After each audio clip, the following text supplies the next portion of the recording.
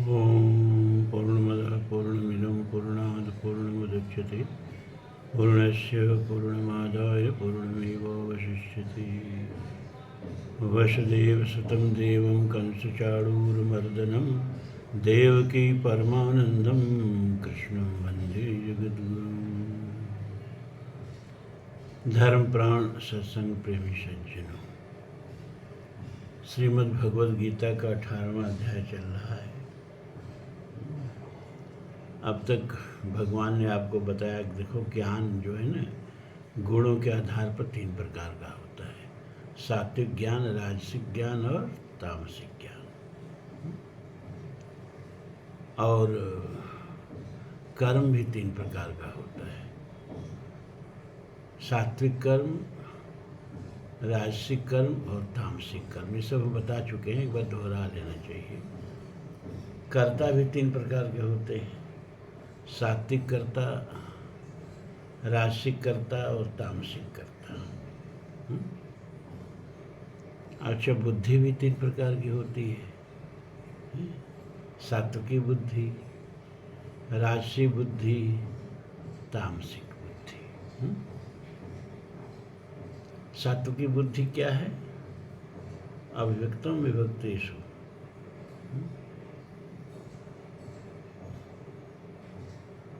सबको परमात्मा में देखना, सब में परमात्मा को देखना।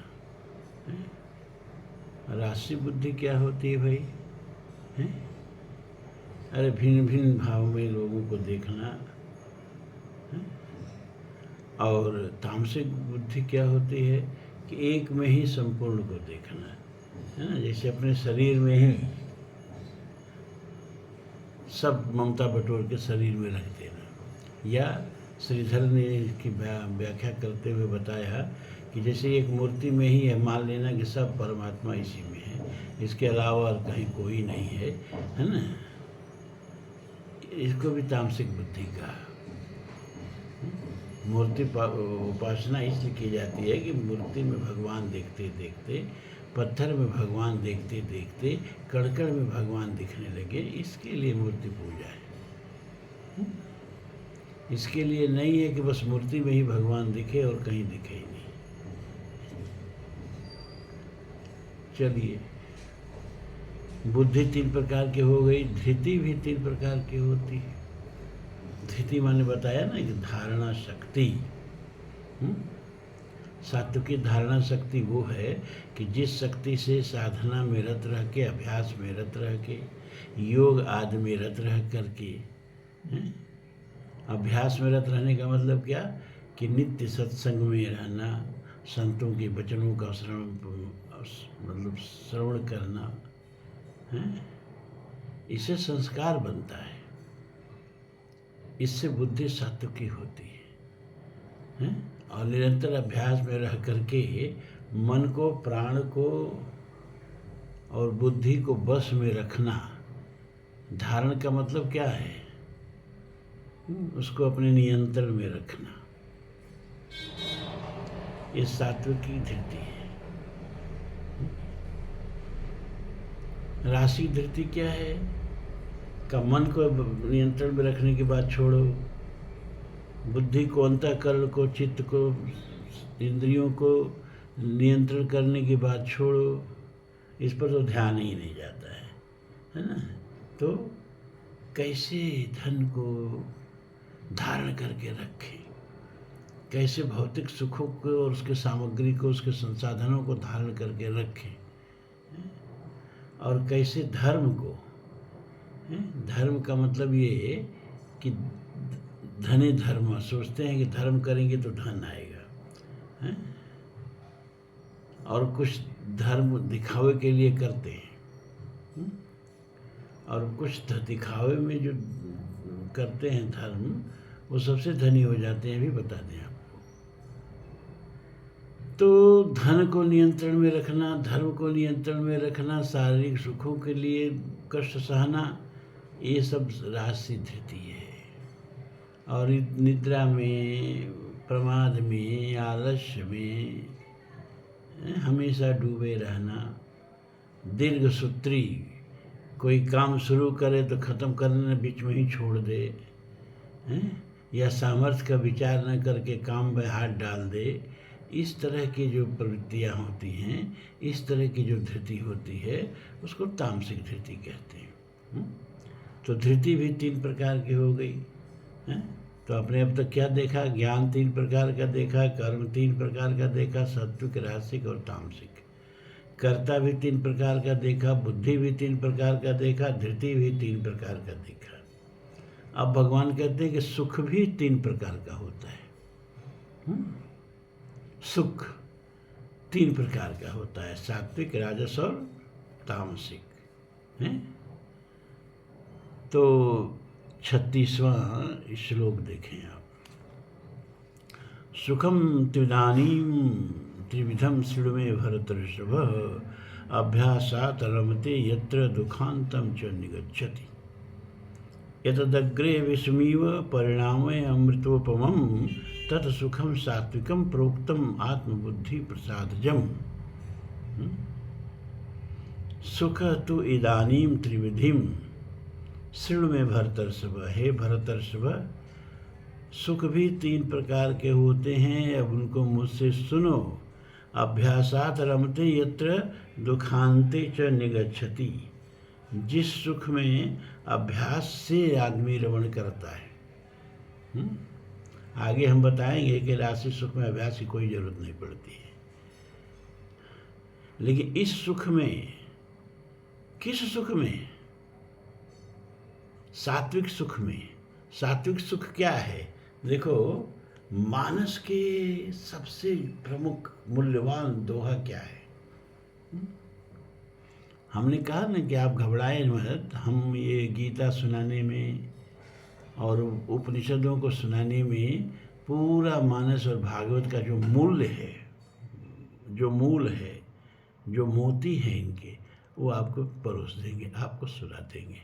कहानी किस्सा सब आप जानते हैं, और मुझको कहानी किस्सा कहने भी नहीं आता है? क्योंकि भागवत और रामायण ये तो गा गा के लोग करते हैं, मुझे गाने आता ही नहीं है। तो मैं तो तात्विक विश्लेषण करूँगा,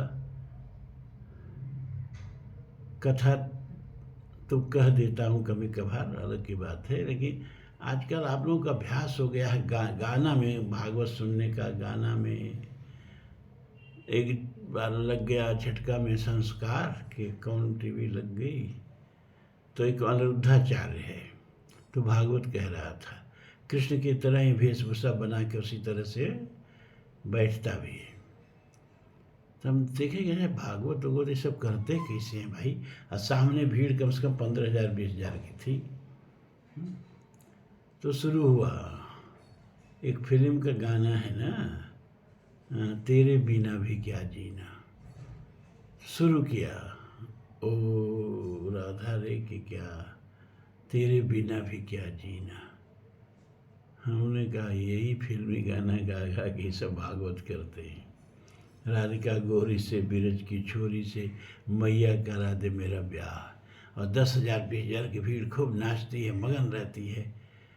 तो वो सब तो मैं करने से रहा, लेकिन फिर भी प्रसंग वसात आपको पूरा मानस सुना देंगे, मानस में एकदम पारंगत कर देंगे, और साथ में ब्रह्म ज्ञान ब्रह्म विद्या भी सुनाते रहेंगे।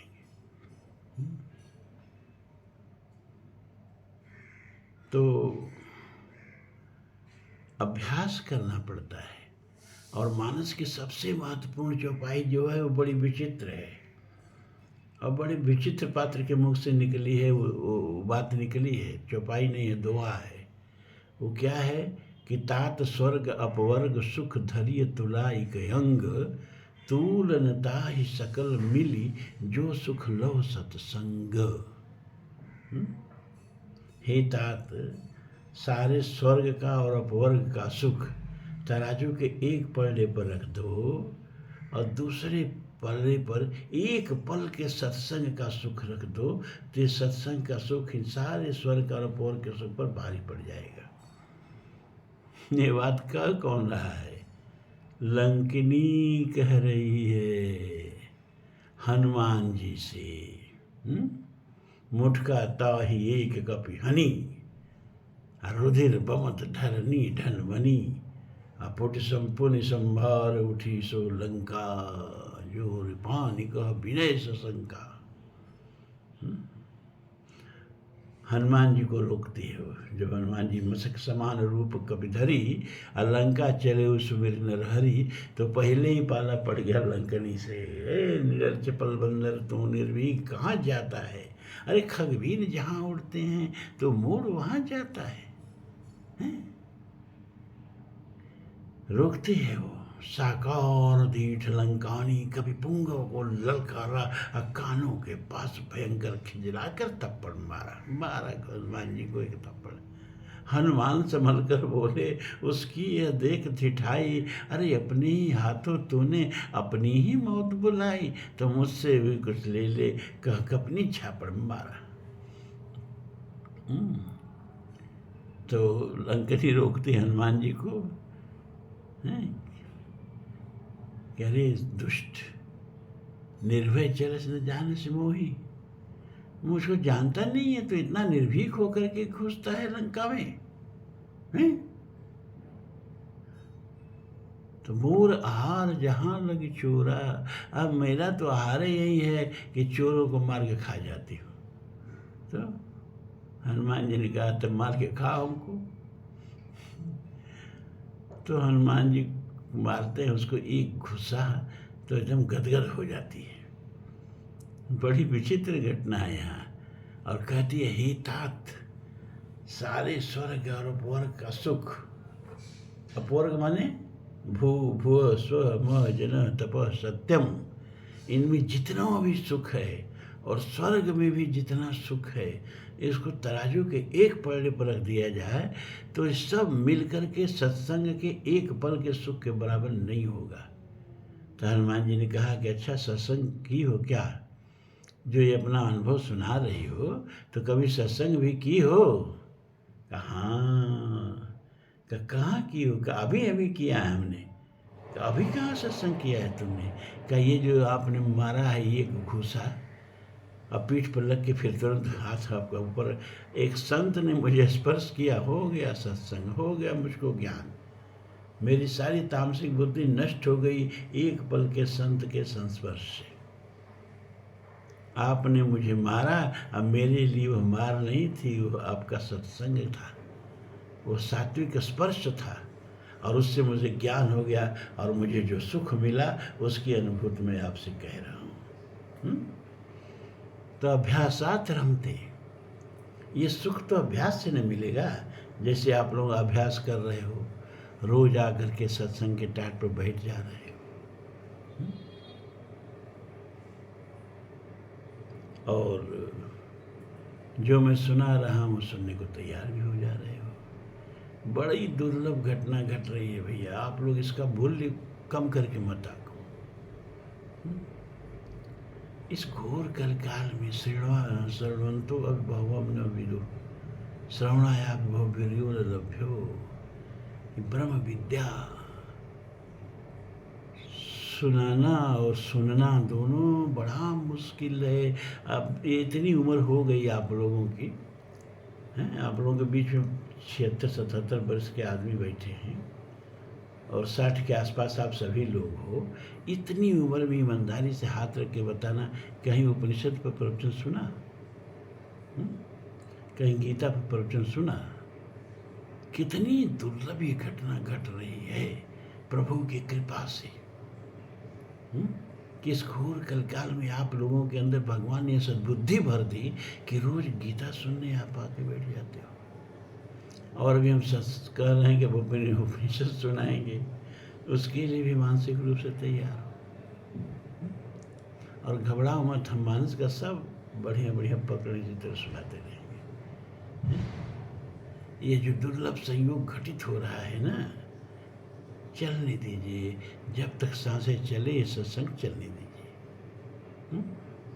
तो अभ्यासात रमते, अभ्यास से यह सुख मिलता है, और दुखांतम च निगच्छति, इस सुख से दुख का जो है अंत हो जाता है।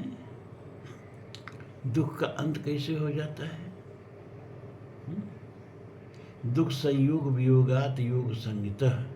गीता के 6वें अध्याय भगवान कह रहे हैं कि ऐसा नहीं है कि आप सत्संग सुनेंगे तो आपके जीवन में दुख नहीं आएगा, कोई रोग नहीं आएगा। अरे मैं सत्संग सुना रहा हूँ और मुझको कैंसर भी हो गया, मुझको मेरे गुर्दा भी खराब हो गया, ब्लड प्रेशर अलग से है, शुगर अलग से है, लीवर अलग से खराब हो रहा है। तो हम ये थोड़ी कहेंगे कि हरिगुण गाएंगे, कथा करेंगे, सत्संग करेंगे, सत्संग सुनेंगे तो भगवान इस डॉक्टर बन जाएंगे, आई सब रोग दूर करने लगेंगे। हैं? संतों को जितना कष्ट भगवान देते हैं, तुलसीदास जी की मृत्यु के समय उनका सारा शरीर सड़ गया था, बरतोड़ हो गया था, अंग अंग, बड़ी पीड़ा। इससे पहले उनकी बाह में बड़ी पीड़ा हुई थी, उन्होंने हनुमान बाहु को लिखा अपनी बाह की पीड़ा दूर करने के लिए। तो क्या तुलसीदास जी संत नहीं थे? 39 वर्ष की अवस्था में विवेकानंद को हर रोग पकड़ लिया था, 39 वर्ष की अवस्था में मर जाना पड़ा। 33 वर्ष की अल्पायु में शंकराचार्य जी चले गए। रामकृष्ण परमहंस जी को गले का कैंसर हो गया, उनका इतना विभत्स रूप हो गया था मरते समय कि वो मद्रास के एक संग्रहालय में केवल उनका वो फोटो रखा गया और कहीं उनका फोटो नहीं रखा गया, वो मरते समय का। इतना विभत्स हो गया था चेहरा। गला में नली लगी थी, उसी से कुछ लिक्विड दिया जाता था, मुंह से खाने का कोई सवाल ही नहीं था। इसी तरह से कोई भी संतों का जीवन देखे, महर्षि रमण का बाहों में कैंसर हो गया, बाह में, और 2 बार ऑपरेशन हुआ लेकिन ठीक नहीं हुआ, वही कैंसर से उनकी मृत्यु हो गई। तो ये कि हम भगवान का भजन करेंगे तो हमको शरीर का कष्ट नहीं होगा, संसार का दुख नहीं होगा, ये तो सोचना मत। ये साधु महात्मा यारी सब धोखा देने वाले लोग धोखा देते हैं, मैं धोखा नहीं देता हूँ। तब भैया कैसे सुख मिलता है? का दुख संयोग वियोगात योग संगीत। एक बहू ससुराल आई तो उसके सासू ने कहा कि बहू आज कटहल की सब्जी बनाओ। तो कटहल की सब्जी बनाने के लिए पहसुल और कटहल लेके बैठी, थोड़ी देर में रोने लगी। रोने के बाद जब सासू सुनती है तो कहती है, क्या मायके की याद आ रही है? कि नहीं माँ जी। तब क्यों रो रही है? अरे कटहल में पहसुल मिला सा लग गया, हाथ मिला सा लग गया, कटहल चीरा ही नहीं जा रहा है, कैसे सब्जी बनेगी? सासू ने कहा, अरे मूर्खे, पहसुल में तेल लगा ली होती, हाथ में तेल लगा ली होती, लाशा तो रहता लेकिन सटता नहीं। लाशा तो रहता, सटता नहीं। तो संतों के जीवन में भी दुख रहता है, और बल्कि विशेष करके आता है, क्योंकि उनको सब इसी जन्म में भोग लेना पड़ता है, फिर उनका पुनर्जन्म नहीं होता है। लेकिन दुख रहते हुए भी दुखानुभूति नहीं होती है। क्यों? 2 कारण है। एक तो ज्ञान में से उनको प्राप्त कर दिया जाता है कि आत्मा अलग है, शरीर अलग है, और ये सारा कष्ट, सारा व्याध, सारा रोग शरीर का है, आत्मा का नहीं है। तो वो सारे शरीर के दुख को, विकार को, परिणति को दृष्टा बन के देखते हैं और उससे संलिप्त नहीं होते। लेकिन ये अवस्था थोड़ी बहुत कठिन है, और बहुत अभ्यास करने पर इस स्थिति को व्यक्ति प्राप्त कर सकता है। लेकिन दूसरा कारण है, वो है भक्ति प्रधान कारण। क्या? कि भैया सुख हो चाहे दुख हो, पीड़ा हो चाहे हर्ष हो, जो भी हो, सब परमात्मा देता है। देत ईश फल हृदय विचारी। भगवान शिव के जीवन में दुख आ रहा है, उसका पदचाप भगवान शिव को सुनाई दे रहा है। सती हट पर बैठ गई हैं, परीक्षा लेने चली गई हैं। शिव ने कहा, अब सती का कल्याण नहीं होगा। मोरे कहे उन संशय जाही, विधि विपरीत भलाई नाही। अब विधि विपरीत हो गया है, अब सती का भला नहीं है, अब मेरे जीवन में विपत्ति आने वाली है, मेरे परिवार में विपत्ति आने वाली है। अरे भाई, पत्नी पर विपत्ति आए तो परिवार ही पर विपत्ति है। तो किसी ने कहा, अरे शिव जी, विधि विपरीत हो के आपका क्या कर लेगा? भावी मेट सकई त्रिपुरारी, मेटत कठिन कुअंक भाल के। अरे आप तो लिखा हुआ विधि का, ब्रह्मा का मिटा देते हो, मिटा दो। शिव ने कहा, मिटा देने के सामर्थ्य अलग बात है, मिटा देना अलग बात है। सामर्थ्य का मर्यादा के साथ प्रयोग करना चाहिए। ये मैं नहीं मिटा सकता। क्यों? क्योंकि इसमें भगवान की इच्छा है। हर इच्छा भावी बलवाना, हृदय विचारत शंभु सुजाना। हर इच्छा है ये, और हर इच्छा के खिलाफ मैं नहीं जा सकता। तो हर इच्छा के खिलाफ शिव नहीं जा सकते हैं, और हर इच्छा के द्वारा जो दुख उनके जीवन में आ रहा है उसे प्रभु का प्रसाद समझ के स्वीकार कर लेते हैं। सती से इतना प्यार है कि सती के मृत्यु के बाद उनके शव को कंधे पर लाद के घूमते हैं, विक्षिप्त होके, पागल होके। भगवान शिव को चक्र से उनके शव को काटना पड़ता है, और जहाँ जहाँ उनके शव के टुकड़े गिरते हैं वहाँ वहाँ शक्तिपीठ बन जाता है। ये क्या शक्तिपीठ, पूरा भारत गुथ गया उस शक्तिपीठों से। इतना प्यार करते हैं, लेकिन सामर्थ्य रहते हुए भी विधि के साथ छेड़खानी नहीं किए। क्यों? क्योंकि हरी इच्छा है, और जब प्रभु ही प्रसाद दे रहा है तो जो भी हो उसे स्वीकार करो। तो भक्त जो है वो सुख नहीं देखते, दुख नहीं देखते, ये देखते कि मेरे प्रभु ने दिया है, और उसको प्रसाद समझ के स्वीकार करते हैं। तो अभ्यासात रमते यत्र अदुखांतम च निगच्छति। परिणामतः क्या होता है कि दुखों से आदमी पार उतर जाता है। दुख तो रहते हैं, लेकिन उसका दृष्टिकोण बदल जाता है। वह दुख को ईश्वर की इच्छा समझ करके भुंजान एवात्मकृत विपाक, श्रीमद् भागवत तत्ते अनुकंपासु समक्षमाणो भुंजान एवात्मकृत विपाक हृदवाक बपो दत्त नमस्ते यो जीवित मुक्त पदे सदाय भाग। ब्रह्मा जी स्तुति करते हुए कहते हैं, श्रीमद् भागवत के 10वें स्कंद का 14वां अध्याय। अच्छा, ये सब जो भागवत कहते हैं ना, तो राधिका गोरी से चाहे तेरे बिना भी क्या जीना, और किस्सा सुनाते हैं। सारा भागवत का ज्ञान तो भागवत की स्तुतियों में भरा है, और स्तुति की व्याख्या कोई भी कथाकार आज तक हमने कहते हुए नहीं सुना है। और आपको चाहिए भी नहीं, आपको क्या पता, आप तो किस्सा कहानी सुन के उसी में मगन है।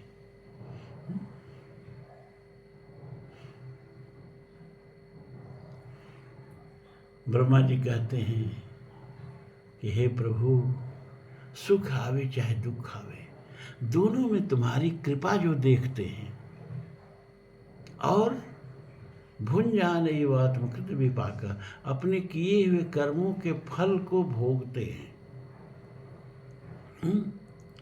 उस दुख भी आता है तो समझते हैं कि उन्हीं के कर्मों का फल है, किससे शिकायत करें। जैसे हम चलते हैं और अपने से चोट लग जाती है तो गुस्सा नहीं आता है, और वहीं किसी दूसरे से चोट लग जाए, कील ठोकरे उंगली पर लग जाती है हथौड़ी, तो गुस्सा नहीं आता है। लेकिन कोई दूसरा उतनी तेज मार दे तो कितना गुस्सा आएगा। तो ये जो दुख आ रहा है आपके जीवन में, जो विसंगति आ रही है, तो गुस्सा काहे कर रहे हो? क्यों? तुम्हारे ही कर्मों का फल है। कहो न काहु सुख दुख कर दाता, और निज कृत कर्म भोग सब भ्राता। तुम्हारे ही कर्मों का फल है भैया, काहे किसी पर गुस्सा कर रहे हो? भुंजान आत्मकृत विपाक, जो अपने किए हुए कर्मों के फल को भोगते हैं, किसी से शिकायत नहीं करते। हृदवाक बबुधत नमस्ते, और हृदय से, वाणी से और शरीर से, माने मन वचन और कर्म से, जो आपको समर्पित होके आपके प्रीत्यर्थ कर्म करते हैं। ब्रह्मण्यधाय कर्माणि संग त्यक्त्वा करोति यो, आपके प्रसन्नता के लिए आपका अभिचर बन के, आपका एजेंट, अभिकर्ता बन के जो कर्म करते हैं, मुक्ति पदे सदाए भाग। उनको मुक्ति के लिए कोई तपस्या करने की जरूरत नहीं पड़ती है। क्यों? जैसे एक पुत्र को, लायक पुत्र को अपने पिता की संपत्ति सहज मिल जाती है, दाए भाग में मिल जाती है, विरासत में मिल जाती है, उसके लिए उसको कोई रजिस्ट्री नहीं कराना पड़ता है। उसी तरह मुक्ति जो है हमारे पिता परमात्मा का स्वभाव है, और वह तो मेरी बपौती है, उसके लिए कोई प्रयास नहीं करना पड़ता है। यतदग्रे विषमीव परिणामे अमृतोपमं तत्सुखम सात्विकम प्रोक्तम आत्मबुद्धि प्रसादजम। जो सुख शुरू में तो थोड़ा सा कष्ट देता है, विष की तरह लगता है, और रोज आके सत्संग में बैठो, न चुटकुला मिलता है, न गाना बजाना मिलता है, न कोई मनोरंजन मिलता है, हैं? आइए तो कोई जाते संगीत सभा में, कोई नृत्य में, तो वहाँ ज़्यादा मनोरंजन होता ना। तब आरंभ में यहाँ कोई सुख नहीं मिलता है, कठिनाइयाँ मिलती है, लेकिन जो इस कठिनाई को झेल जाते हैं तो अमृत का स्वाद उन्हीं को, परिणाम उसका जो होता है अमृत होता है। अनंत सुख, अनंत आनंद उन्हीं को मिलता है, आत्म सुख उन्हीं को मिलता है। शुरू में थोड़ी सा उनको कष्ट जरूर होता है। तत्सुखम सात्विकम, इस सुख को सात्विक सुख कहते हैं।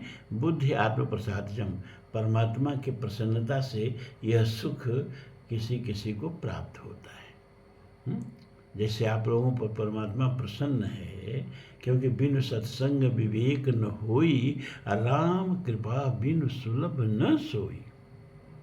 आवत यही सर यति कठिनाई, राम कृपा बिनु आई न जाई। प्रभु की कृपा है, अब अपने सात्विक धृति जगाओ, इस कृपा को कस के पकड़ लो, यह कृपा हाथ से छूटने न पाए।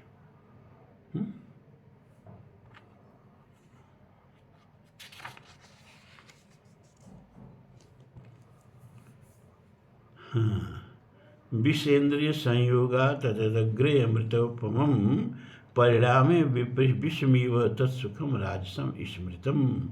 विष इंद्रिय संयोगात यत अग्रे अमृतोपमं। ये राजसी सुख कौन है? विषयों का इंद्रियों से संपर्क।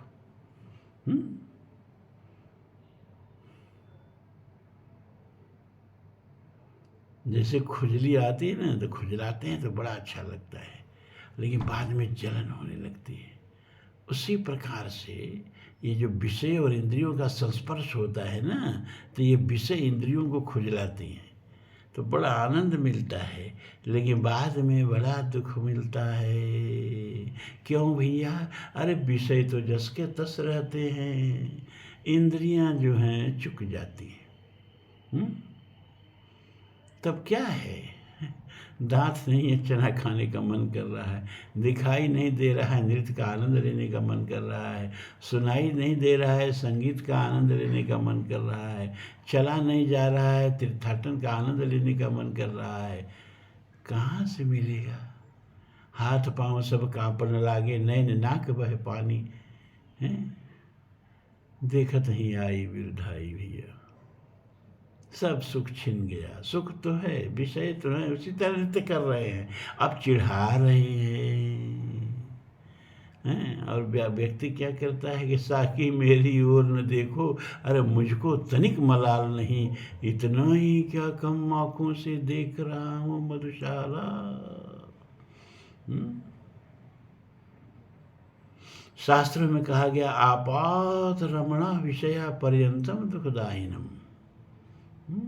विषयों का सुख मिलता है तो बड़ा आनंद आता है, लेकिन परिणाम बहुत दुखद होता है। इस सुख को राजसिक सुख कहते हैं, जो शुरू में तो आनंद दे लेकिन बाद में कष्टप्रद हो जाए। इस सुख को राजसिक सुख कहते हैं। आयतग्रे चानुबंधे च सुखम मोहन आत्मनः निद्रा आलस्य प्रमादोत्थम तत्तामसम उदाहृतम। और तामसिक सुख कहते किसको भैया? जो भोग काल में तथा परिणाम में भी आत्मा को मोहित करने वाला हो। और निद्रा, आलस्य और प्रमाद से उत्पन्न जो सुख मिलता है उसको तामसिक सुख कहते हैं। शराब पीने में शराबी से पूछो कितना सुख है। क्यों? और उसकी बुद्धि को शराब का नशा जो है मोहित कर लेती है और नाना प्रकार के दिवा सपने में खो जाता है ना। और शराब तो बहुत हल्की नशा है ना। आजकल तो ड्रग्स चल रहे हैं भैया, हैं?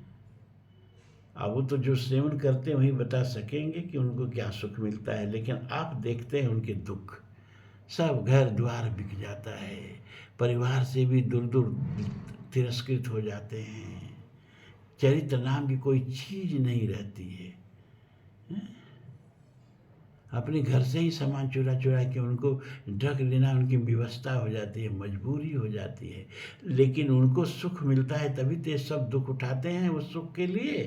तो इस प्रकार मोहग्रस्त होकर के, विमूढ़ होकर के, आत्मा और शरीर का नाश करके, धन का नाश करके, और जो सुख मिलता हो निद्रा में, प्रमाद में, आलस्य में पड़े रहने से जो सुख मिलता हो उस सुख को तामसिक सुख कहते हैं। तामसिक सुख कहते हैं। अब तीनों गुणों में आपने देखा ज्ञान 3 प्रकार के, आपने देखा कर्म 3 प्रकार के, कर्ता 3 प्रकार के, बुद्धि 3 प्रकार की, धृति 3 प्रकार के और सुख 3 प्रकार के। अब एक श्लोक में 40वां में इसका उपसंहार करते हैं। ये जो सुख वाला प्रकरण त्रिगुणात्मिका चल रहा था, अब इसका उपसंहार करते हैं। न तदस्ति पृथिव्याम व दिवि देवेषु व पुनः सत्वं प्रकृतिर्जैर्मुक्त दिखा नहीं रहा है। सत्वं प्रकृतिर्जैर्मुक्तम यदेवी स्यात् स्त्री स्यात् त्रिभिर्गुणे स्यात् त्रिभिर्गुणे। असल बात है कि ये चश्मा तो जब आँख नहीं बनवाए थे तब का, एक आँख बनवाए हैं, एक आँख एकदम दिखाई नहीं देता है। और सोचे हैं कि दोनों आँख बन जाए तो चश्मा लगाएं, तब साफ साफ दिखेगा। इसीलिए रुके हुए हैं, पढ़ने में थोड़ी दिक्कत जरूर पड़ती है। न तत् अस्ति पृथिव्याम व दिवि देवेषु व पुनः सत्वं प्रकृतिर्जैर्मुक्तम। मुक्तम है कि युक्तम है, ये भी ठीक नहीं। मुक्तम यदेवी स्यात् त्रिभिर्गुणे, न तत् अस्ति पृथिव्याम। पृथ्वी हो, दिवी माने अंतरिक्ष लोक, या देवेश माने देवताओं का लोक हो, है ना, या कोई अन्य लोक हो। सत्वं प्रकृतिर्जैर्मुक्ते यदेवी स्यात् त्रिभिर्गुणे।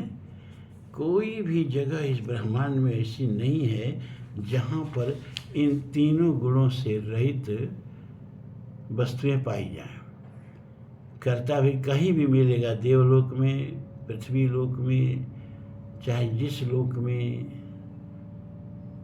अंतरिक्ष लोक माने पितृलोक में, सब जगह ज्ञान होगा तो ये 3 गुण वाला होगा, कर्म होगा इन्हीं 3 गुण वाला होगा, कर्ता होगा इन्हीं तीनों गुणों से युक्त होगा, बुद्धि होगी इन्हीं तीनों गुणों से युक्त होगी, धृति होगी इन्हीं तीनों गुणों से युक्त होगी। पूरे ब्रह्मांड में कहीं भी ऐसी कोई जगह नहीं है जहाँ इन तीनों गुणों से रहित कोई जगह हो, क्योंकि कुछ भी होगा, स्वर्ग भी है वो प्रकृति के भीतर ही है, और प्रकृति गुणात्मिका है, इसलिए इस 3 गुणों से आप बच नहीं सकते। आप इस ब्रह्मांड में जहाँ भी रहेंगे इन 3 गुणों के अधीन ही रहेंगे। अब इन तीनों गुणों में आप कहाँ रहेंगे ये आपके साधना पर निर्भर करता है। पृथ्वी में या आकाश में अथवा देवताओं में, हैं, इनके सिवा और भी कहीं कोई सुख नहीं है जो प्रकृति के इन तीनों गुण से रहित हो। इन्हीं तीनों गुणों में सुख मिलेगा, इन्हीं तीनों गुणों में ज्ञान मिलेगा, इन्हीं तीनों गुणों में बुद्धि मिलेगी, इन्हीं तीनों गुणों में धृति मिलेगी, इन्हीं तीनों गुणों में कर्ता मिलेगा। ये तीनों गुणों की जो व्यापकता है उसका अब तक भगवान ने वर्णन किया। अब कल से दूसरा प्रसंग चलेगा, वर्णाश्रम धर्म का प्रसंग चलेगा। आज इतना ही। ओम पूर्णमदः पूर्णमिदं पूर्णात् पूर्णमुदच्यते पूर्णस्य पूर्णमादाय पूर्णमेवावशिष्यते। सर्वे भवन्तु सुखिनः, सर्वे सन्तु निरामयाः, सर्वे भद्राणि पश्यन्तु, मा कश्चित् दुःखभाग् भवेत्। असदो मा सद्गमय, तमसो मा ज्योतिर्गमय, मृत्योर्मामृतं गमय। ओम शांति शांति शांति। धर्म की जय हो, अधर्म का नाश हो, प्राणियों में सद्भावना हो, विश्व का कल्याण हो। ओम हर हर महादेव।